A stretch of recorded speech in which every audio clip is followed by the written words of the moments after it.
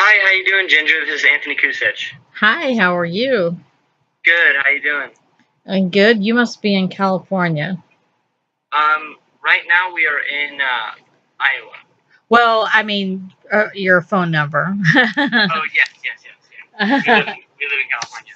So, like, I really thought the guy that does your press release is a friend of mine. And after reading this, I was like, this can't be real. Like, these guys are doing this. Like, and I only say that because I have three kids, similar age. I have a 20, a 22, and a 24-year-old. And Okay. so when they would, but at 20, 21 years old, they might do like the ice bucket challenge or something. But, but to ride across the country like this with this heat and the rain and the bugs and oh my goodness, so tell me why, how this started. I think it's awesome, by the way. I'm totally jazzed for it. But so tell me how this started. Yeah, absolutely. Thank you so much. Yeah, we really appreciate the encouragement. So, it all started about a year and a half ago.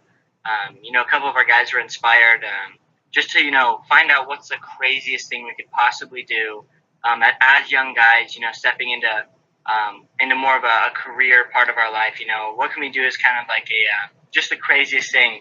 And then we had this a God inspired vision of what can we impact the world with? And so basically, we just prayed and we meditated on what is the darkest area of our world right now, and we believe God really put on our hearts human trafficking. So after plenty of research and obviously prayer and careful consideration, and of course seeking wise counsel, we ran into AIM. We actually had a mutual connection with AIM, and just hearing what they're about and everything about them, it was a no brainer that we had to partner with them. We have to raise awareness about how amazing they are and the organization. So basically, it all stemmed from what's the craziest thing we can do for Jesus and do for this world that can show that not all millennials are lazy or like procrastinate too much or do silly challenges, but we really want to make a difference in our world, and so that's basically where it's rooted from, where it's centered in. And so for those people who don't know what AIM is, that is Agape International Missions. And so they are, that's one of the things that they do is, so like for every, what I read is every $1,000 you guys raise, it's able to send in physical rescue to a brothel in order to rescue one woman and then also place her in an ongoing rehabilitation process. So basically, it's giving her, for $1,000 you can change someone's life. You can save their life and change their life, basically. Yeah, it's so amazing. Agape is by far one of the greatest organizations I've ever seen in the nonprofit world. Of course, there's so many amazing organizations, but Agape really stands out for their authenticity and their just their transparency of where the money goes. So, yeah, $1,000 fully funds a SWAT raid for an entire day, and so it goes into a human trafficking hotspot, in Cambodia where there's just so many oppressed women, so many like even with like the pimps and the people who are in control of these women, they go in and not only do they rescue every woman that's there. So usually the average results are about 10 to 15 women. They bring them completely out of human trafficking. But not only that, they take any man who's there controlling them, forcing them into human trafficking, sex trafficking. They put them behind bars. They give them the fullest prosecution to the extent of the law that they can. They put them away to make sure they never hurt another woman, another child, ever again. So it's truly amazing what our sacrifice can do. Whether it's money wise, whether it's time wise, whether it's simply like a simple post is like on Facebook or something like that. Just any amount of sacrifice. It's amazing what it can do in the right hands. And I mean, literally, you guys are only 20 or 21, the oldest, right? Yeah. And now I see that one of your guys had to drop out because did he get sick on the road or? Yeah, so basically what happened is the first two states were the most brutal like couple weeks of my life. Like just being totally frank, open and honest. It was genuinely like, the hardest thing I've ever done in my entire life. And so the gentleman's name is Garrett Ming. He's an amazing man of God. And, he's a really close personal friend to us. And unfortunately, his body was just being exerted to such an extent to where it just started shutting down. Mentally he was breaking down every day, and after seeking wise counsel, it was his parents and other mentors in his life requested that he step down and return home due to his safety, just to make sure that he's not getting any permanent injury or anything like that. So unfortunately, we did have to lose him, but we actually just today we picked up a fourth rider, another close friend of ours, Justin Rodriguez, and he's joining in the fight with us, raising awareness and getting the word out. It's amazing. He rode with us today. It was his first day. It was super brutal for him, but he loved it. He loves the mission and what we're doing. And so, is it true that none of you have biking experience or training for this? Yes, that is true. So before this ride, I probably hadn't ridden more than 10 to 15 miles straight on a bicycle.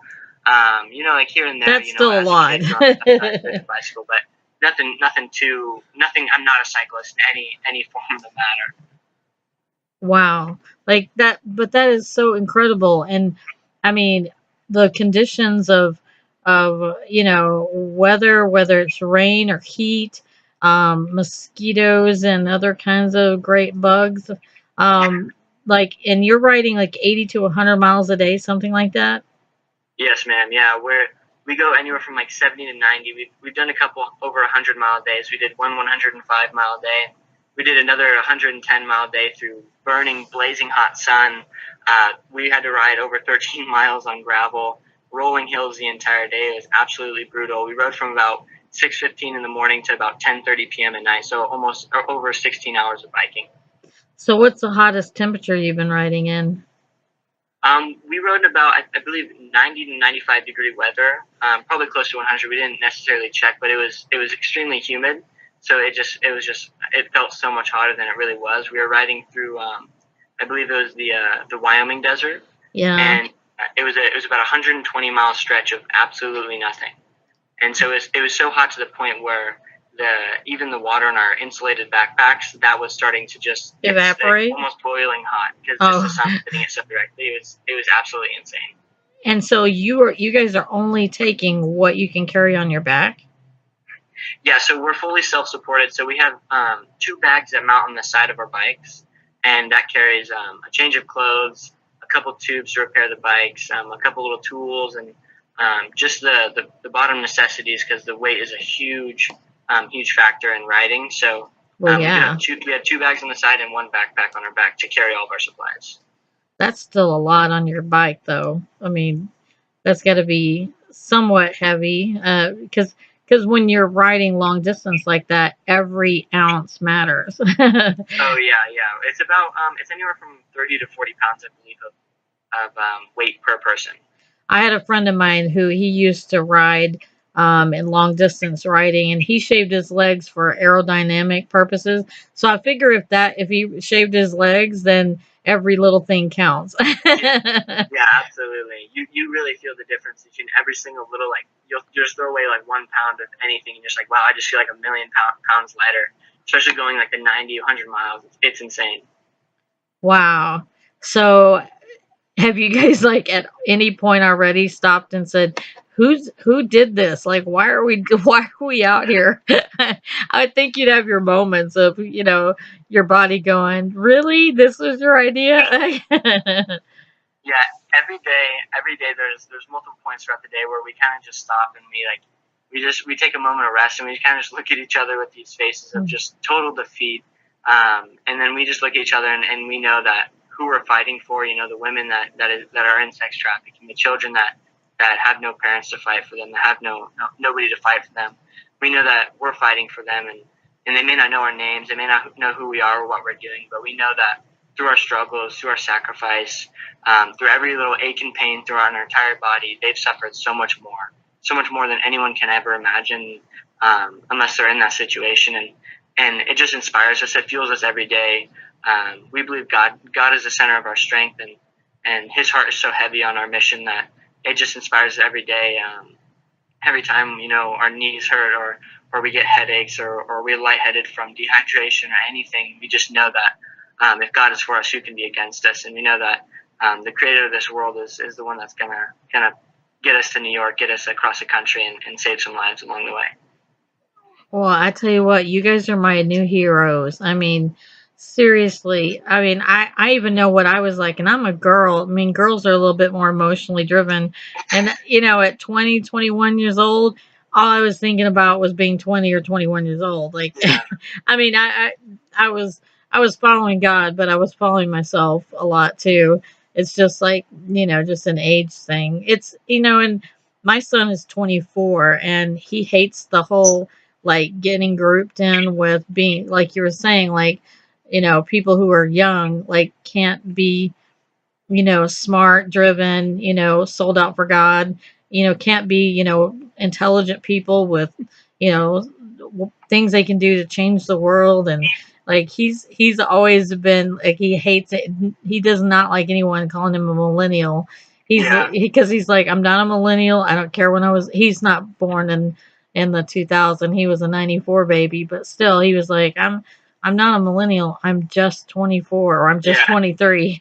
Whatever. He just turned 24, and I know what you mean. I mean, it's unfair, but what for me, I'm marvel at it. I don't.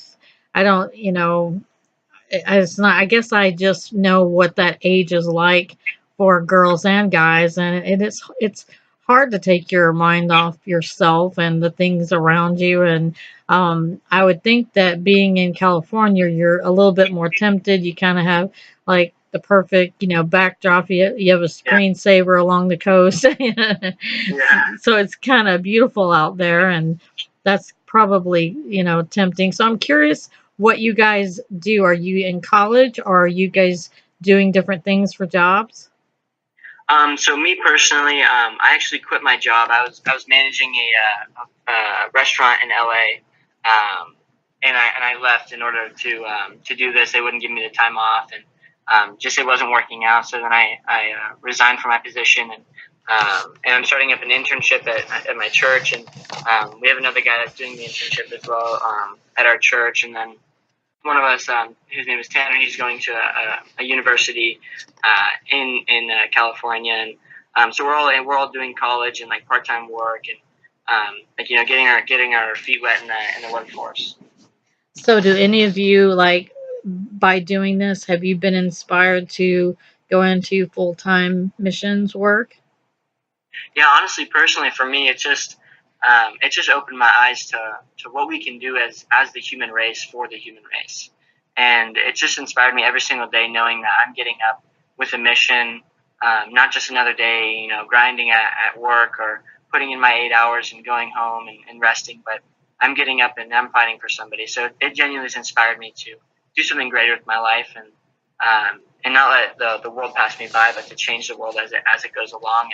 And for me personally, I don't want to speak for the other guys, but it definitely has given me a drive for the mission field for specifically human trafficking. This is definitely something I want to see come to end, at least in my generation. I think as a human race, we have the ability to stop it, and the only thing that's causing us to let it linger on is the fact that people aren't willing to sacrifice, and I think it's just because of a lack of awareness and a lack of knowledge, and so that's our main mission, is just to show people how dark it is, and where light there cannot be darkness. The darkness has to flee. So that's our main mission goal, and that as well has inspired me in the mission field. So does AIM rescue people in just Cambodia, or is it other places? So Agape is actually centered in they're centered in the San Francisco area, and so their main resources go to Cambodia. So just because of how dark it is in Cambodia right now, or actually in the 2000 census, there was over 256,000 people that were in human sex trafficking, and so that's 15% of that is children under the age of 15, and so they just see the need for it in Cambodia. Um, their resources aren't necessarily used directly in the U.S., but they do have missions here. They do have awareness here, and they do have they are doing change in America as well. But most of their resources go towards Cambodia just because of the need for it right now. And they have the mission view as well as I do, that all nations are God's children, and whether they're American or whether they're Cambodian or wherever they are, And of course, I believe that I know that America has a huge need for help as well, and that's why we're trying to inspire people to join the fight in America and join the fight in Cambodia and wherever it's needed. But yeah, Agape is mainly centered in Cambodia. Well, you know that what's incredible about that, I will say, the Bible says to bear one another's burdens and to, or bear each other's burdens, and it doesn't say unless they live out of the country. you know, Yeah, it's you're right. I mean, it's human and human. It's we are to and the Bible says widows and orphans are our biggest calling as far as the need, and so many of them are orphaned, and so many of those women don't have a spouse anymore. They're kind of widowed, in a sense. But I tell you what, have you seen the movie Priceless yet? I do not believe so. Well, I will buy that movie for you guys. You guys need to watch Priceless. It's got Joel from For King and Country in it, and Okay. it's a true story, and it's about them. It's a problem. I'm from Texas, and there is a problem with Mexico with people wanting to come to America, and they don't have another way except for through like a coyote, or somebody who illegally brings them over. And so many of them think they're coming over here to work and to start a life, and they get sold. and and that's what this is about. And of course, eventually in the movie, the girl that he falls for, she's sold. And he really just accidentally, he's like going about his job, and the situation comes upon him, and he's in this situation where he's like, he falls for her. He just slowly, I mean, no romantic stuff, no holding hands, nothing, just falls for her, and he rescues her, and then it becomes their mission together to go in. So they would pay for time with a prostitute, and then tell them if they want to get out, they will get them out, and they immediately get them out. And like, it's an amazing ministry. So I mean, Yeah. you guys have to see that. Like I said, I will totally buy that for you. That's what made me think of it when I saw your mission. Is that's one of the way people don't grasp how dark it really is. You don't think about that is the most intimate thing that can happen to a person, and to have that robbed, and to have it forced upon you, whether it's a guy or a girl, doesn't matter, age, whatever. And sadly, a lot of the average ages of some of them are like 9 to 11. They're some of them are in different areas. They're very young, and it's huge here in America. And people think it just isn't here, but it is. I'm like I said. I mean, they're even in people. Some people like illegally bringing people over from Mexico that think they're just going to come over here and work and make some money for their family, and they get sold. And I think this is just, I mean, I'm just inspired by you guys, and definitely I'm going to not only share the interview, but share it on social media as much as possible. Now, do you guys have a website that or a Facebook page? Yeah, so we have a website, Facebook, and an Instagram.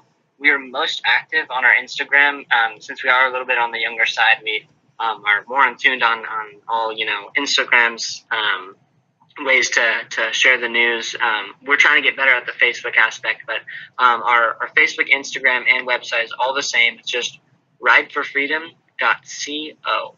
Okay, awesome. So in that way, they can also, if they go to the website, they can donate from there as well.